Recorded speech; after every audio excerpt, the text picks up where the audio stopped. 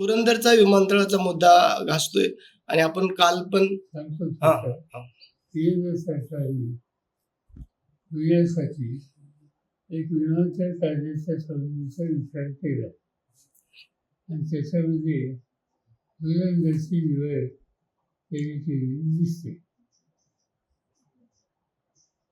प्रश्न असा आहे की जी गावं पुरंदरची त्यांनी सिलेक्ट केली त्याच्यामध्ये माझ्याकडे महाराष्ट्राची सत्ता असताना एक वीज इरिगेशनची मोठी स्कीम त्या ठिकाणी राबवली सिंचन योजना आणि त्याच्यामुळं तिथं भाग बागायत झाला.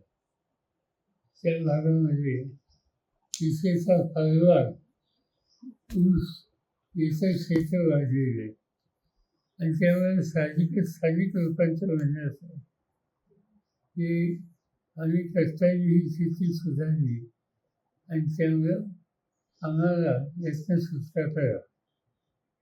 हे सविस्तर सांगणं त्यांनी काल आम्हाला लोकांच्या समोर केलं.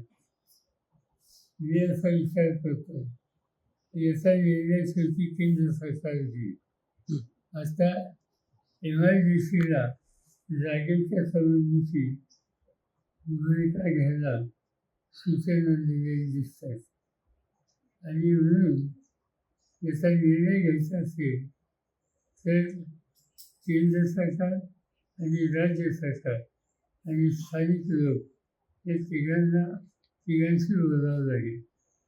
माझा प्रयत्न हा राहणार आहे की तिथे खासदार सुप्रियाताई आणि बाकीच्या भागाचे प्रमुख कार्यकर्ते यांच्या समेत मुख्यमंत्र्यांची बैठक बोलावी आणि याचं काहीतरी मार्ग काढता येईल का.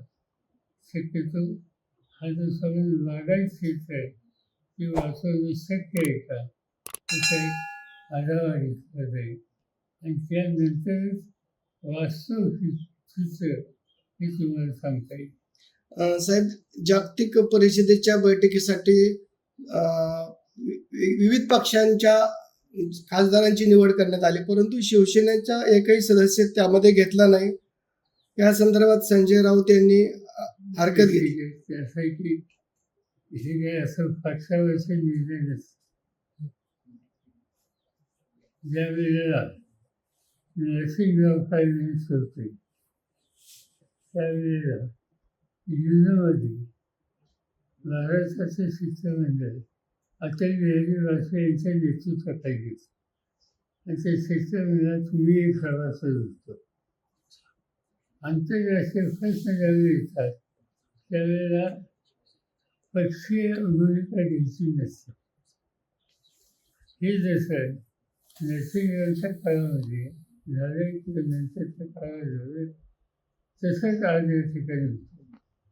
आज झाले का आज तरी काहीतरी 8 का 9 शिष्टमंडळं केली आणि त्यांना काही देश वाटून दिले आणि तिथं जाऊन जे पहिलगामला झालं किंवा पाकिस्तानचे जे काही उद्योग आहेत यासंबंधी भारताची भूमिका बाहेर सांगावी त्यासाठी ती शिष्टमंडळ आहे.